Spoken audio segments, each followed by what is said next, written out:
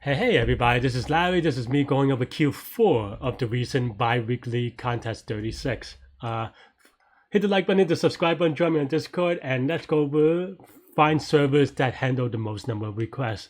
So this one I took a long time, and you can watch me solve this problem during the contest afterwards. For me, it's just going through a lot of cases. And to be honest, I don't know how to talk about my thought process. And if you're new to the channel, I usually talk about my thought process instead of jumping right into the solution, because there are a lot of places to get that. But basically, the way that I thought about it, eventually, because it took a while, I ended up solving this in about 24 minutes. A lot of the time was just doing nothing. You could say I did not handle that request, that load. I don't know. It's a bad pun on the problem name. I'm sorry. But so what I did, so basically for this problem, there are a couple of observations to be made. One is that you're keeping track of the states of each of the servers, right? So that's what, I mean, I think that one is a easy observation because they tell you. I don't know, maybe that's not an observation. But anyway, one thing you have to note though is that you have to keep track of the servers. The other thing is that you cannot do a straight simulation because K is big. Arrival and load are also big. So like, and the number n is also big, right? So there are a couple of things that are big. So you have to do it in linear-ish time or n log n time or better, right? So that's what I was thinking going through my mind. I think similar problems are exponential / NP-ish. So that's why my mind automatically went there. And I would normally think about a dynamic programming solution, but that's why I didn't really pursue that well. And some of this will come from experience, what I'm describing, how I attack this problem. And some of it is me just figuring it out. Because when I was looking at this problem, and a lot of it is going to be rephrasing questions or queries in a way that you can solve, right? And for me, the texture of the problem, or how I feel out the problem, is just thinking about, because I think one thing that I also have to note is that I is always going to be I and not the next I from the previous I, so it's a little bit weird as well. And I had some silly typo that I just didn't catch, so that took a while as well. But basically, in a way, the second question, the observation is that for each request, you're trying to get the next non-busy server with an I that's over that number, right? And for me, I was playing around with the idea of thinking of, okay, what if we don't wrap around? Then you could do a binary search, right? Like instead of in this case, instead of server 1 2 3 1 2, maybe we just do server 1 2 3 4 5, and then we maybe implementation detail wise hack something together where we map 4 to 1 and so forth, right? So that's the kind of idea that I was thinking of. But then there's another observation is that you have all these states where you have to flip on and off, and you have like these events. Basically you have the arrival, which flips a state from on to off, or the other way around, depending how you want to implement it, and the load, which is another event that takes it off, right? So that's kind of these things that I played around in my mind and try to figure out how to balance them together. So how did I end up doing that is that, well, I used a heap because heap is only part of the solution, right? To deal with the events, heap is basically saying, okay, I've handles the part of, okay. So for me, it's important to kind of separating out the different problems that you have, which is what makes this hard, is that you have two separate components that you're trying to put together.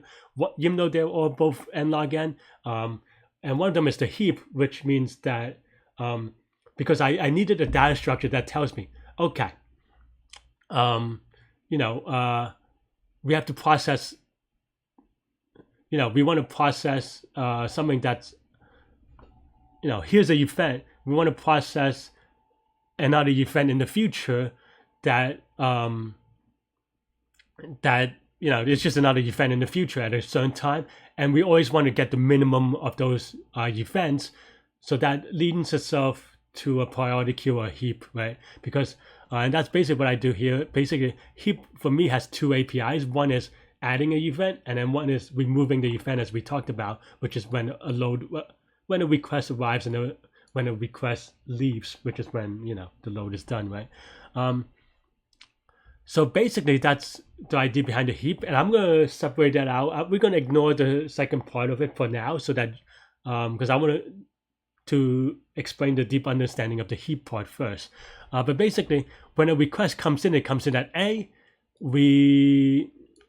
That's the time. So we look at the top of the heap, and if the beginning of the heap is before the arrival time or equal to the arrival time in this case, then we pop it off the heap, because we're like, okay, that event is done. That means that we can use the index, so the processor of the index associated with that request. Then it's done, right? And we keep on doing this because in the heap there's invariant in that everything inside the heap has a later processing completion time, right? So that's basically what this does here. And then another one, and let's say we found the processor that we're trying to occupy. We then put it back into the heap.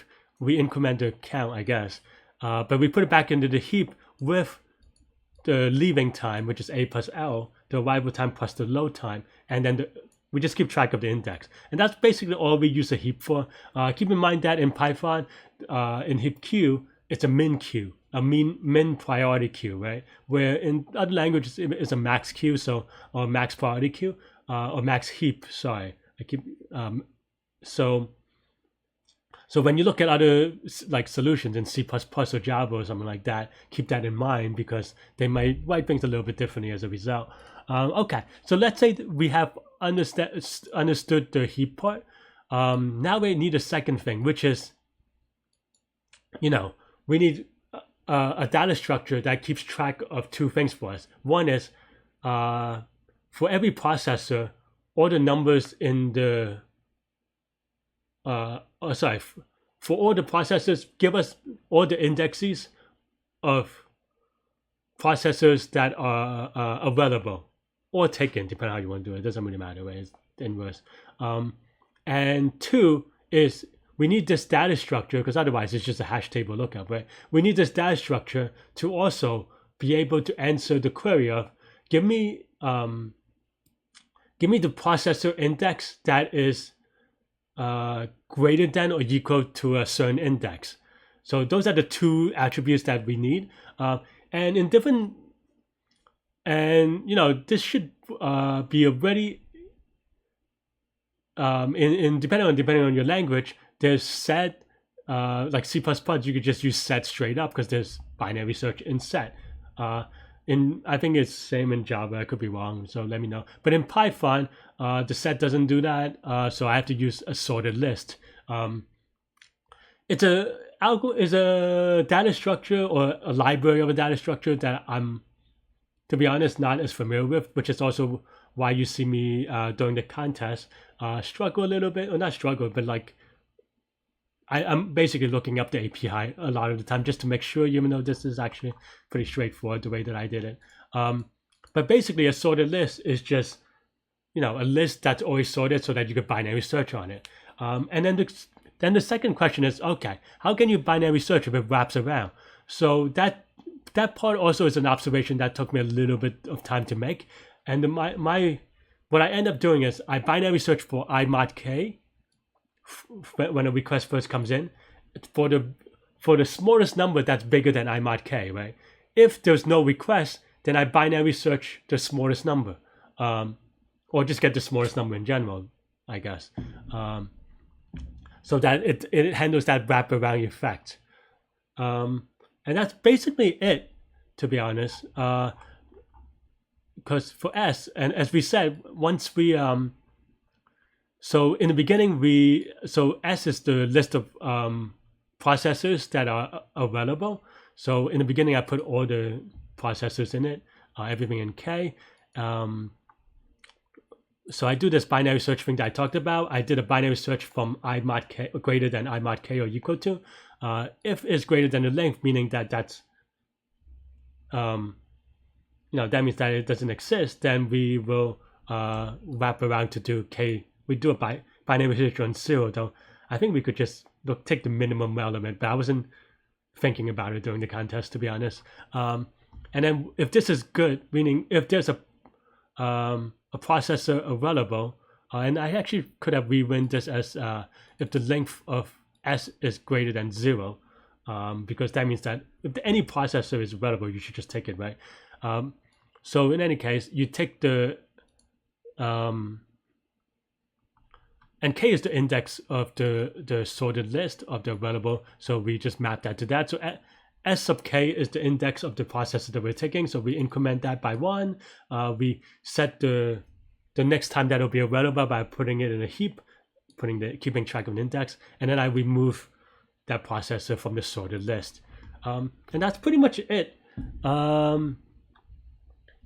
Because we, and when we process that the processor is done, which is what we do with the heap, we put it back into the sorted list index. And then at the very end, this is trivial. It's just for you try to find the max, the most number of requests that you got, and then you just kind of look at each element that is equal to that. Yeah. So what is the complexity of this? Sorted list is a little bit of black box. Let's say it's n log n. I think it's maybe n squared root of n, but let's just say n log n, because if this is like a tree set or something like that in different languages, this would have the same complexity, and it'll be log n, right? In that case, each element gets pushed in the heap at most once, and leaves the heap at most once. So that's going to be n log n for the heap side. And for the sorted list side, again, each processor, for each request, we only at most insert into the sorted list one processor and remove it at most one processor. So that's also going to be n log n. And then this bisect is just 2 bisections for each request, so also going to be n log n. So that means that if you look at this, for each request, everything is going to be at most log n, roughly, because I know that this is a while loop, but this is amortized log n. So this process is going to be n log n, n log n in the number of requests, but to be more precise, because all of these operations are actually on k, not n, so it actually is n log k. So time equals to n log k, where k is the number of processors and n is the number of requests. So the space, of course, is just linear, assuming that heap is linear, count is linear, and sorted list is linear, which I'm actually, to be honest, not super sure about. I don't know if they use certain things to make things a little bit better. But let's say linear for the most part, because in tree set or something like that, it's going to be linear, right? So you could substitute tree set. That's how I do it in my head. And you return the result again. So n log k time, linear space. That's all I have for this problem. It's a long explanation because there are multiple parts. Let me know what you think. Let me know what you have trouble with. As usual, I try to think about the thought process more than just the solution. So, let me know what you think about that. Hit the like button, and also you can watch me solve this problem live now. Okay.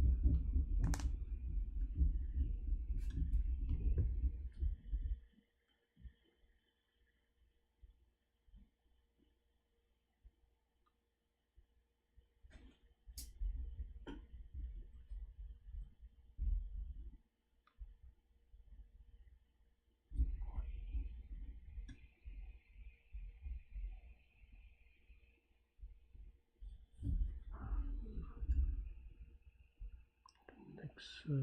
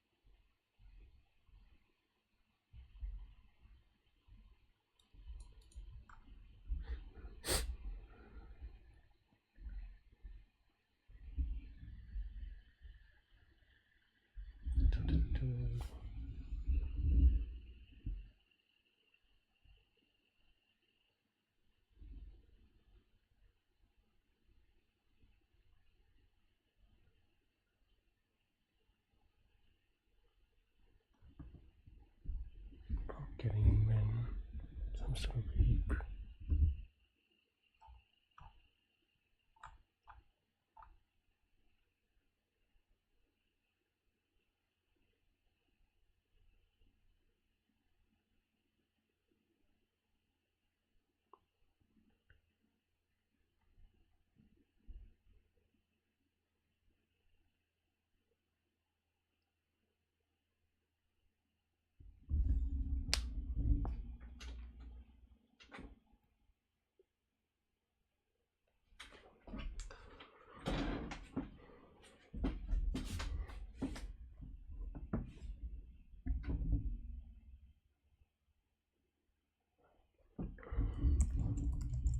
I got it. A little bit slow though.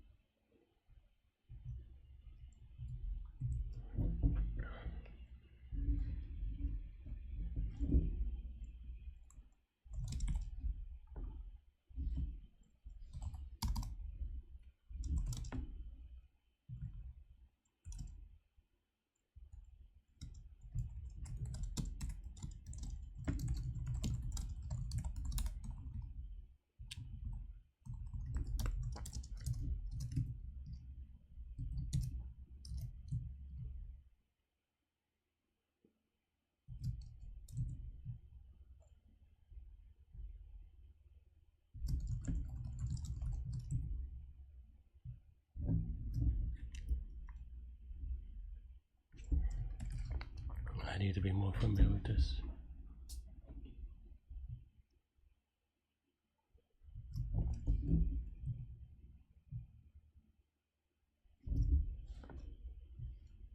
To be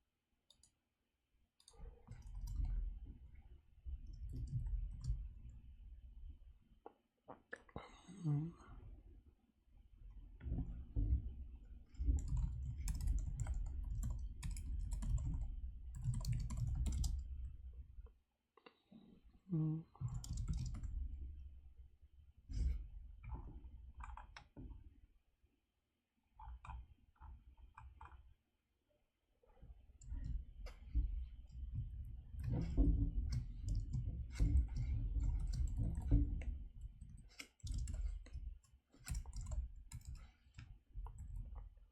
this is that's okay.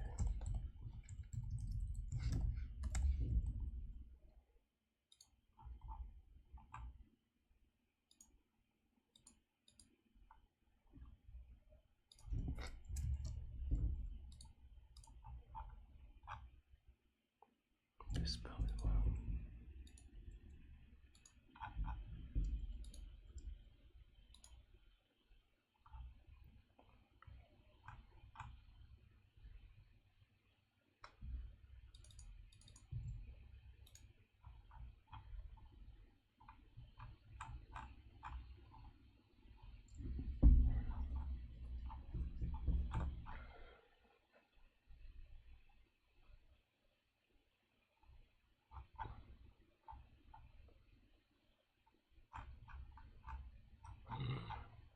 This is wrong way.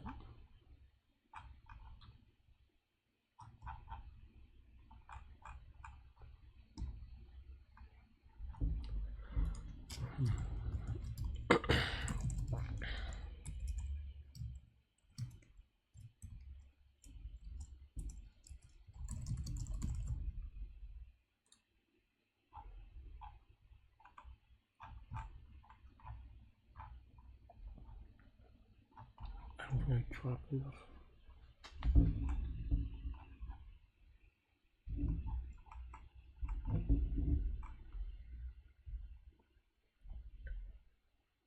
Oh.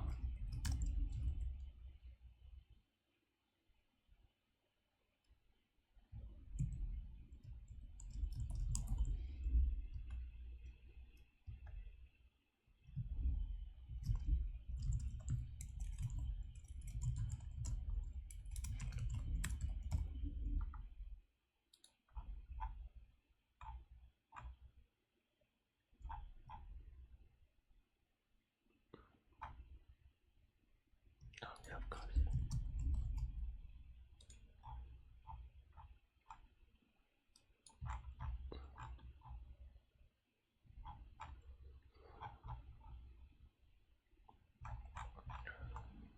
That's wrong.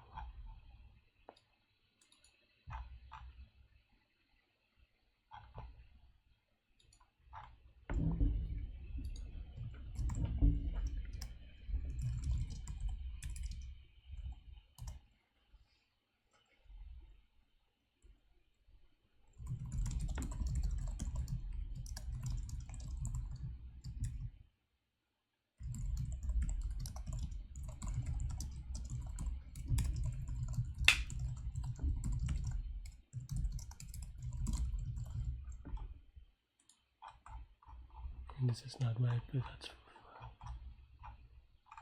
what I meant.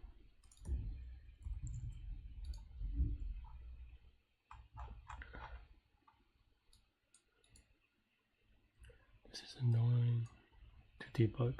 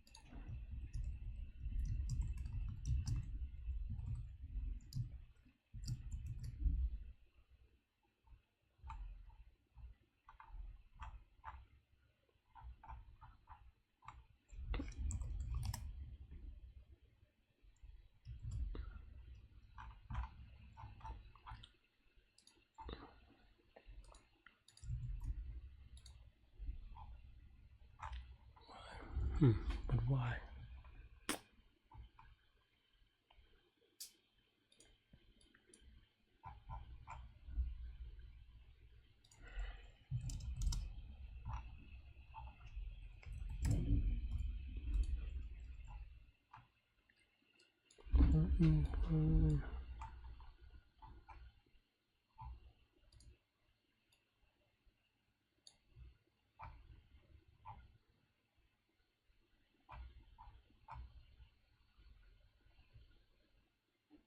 Oh.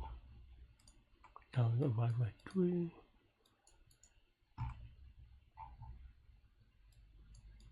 Three is going to be not ready for a while.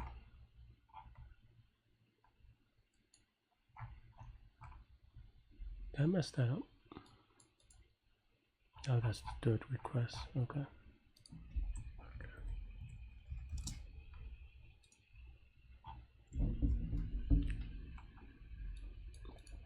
Fourth one should be. It should go to 0, but 0 is not ready yet. 1 is not ready yet, and 3 is not ready yet.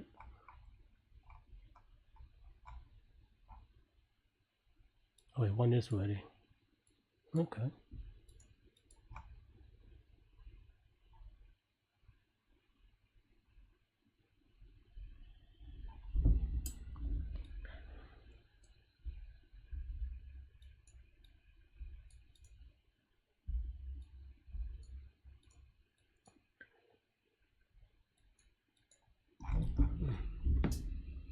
Why is this just 1 then? Oh, it's not 0.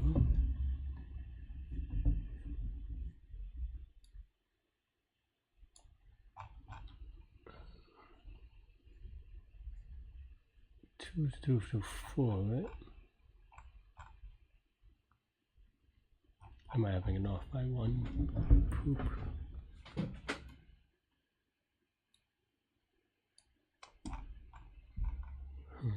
This is annoying.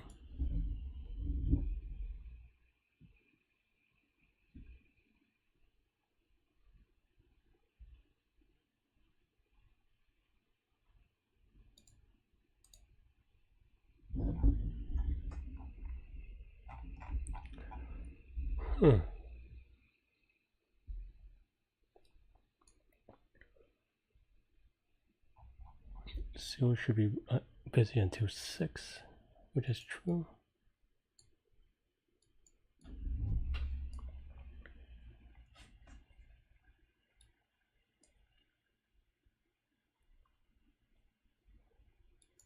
Maybe this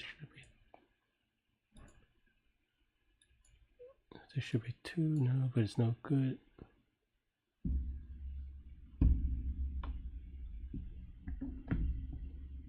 It was one. So why not?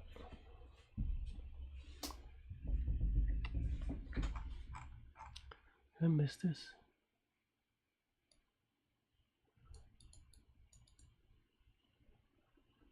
Why do I think right now I'm just not understanding the problem well. So there's 0, 1, 2, which is fine. 3.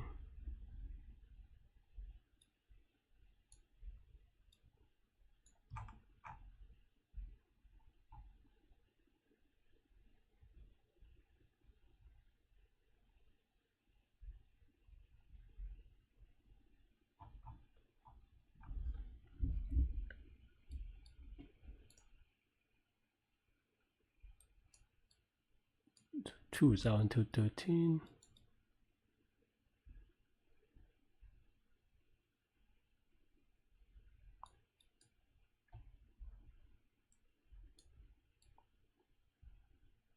Oh, this should be 1. Huh.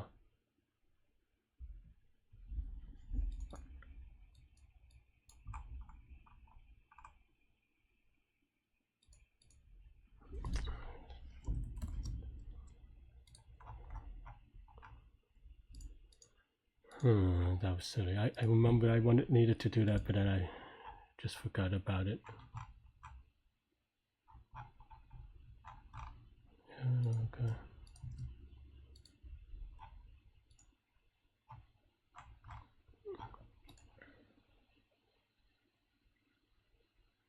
Come on, come on.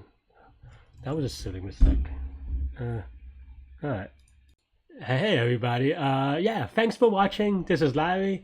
This is me out. Hit the like button, hit the subscribe button, join me on Discord. I hope you had a great contest. I hope you had a great problem. Let me know what you think. Let me know if you have any questions, and I will see y'all next contest. Bye bye.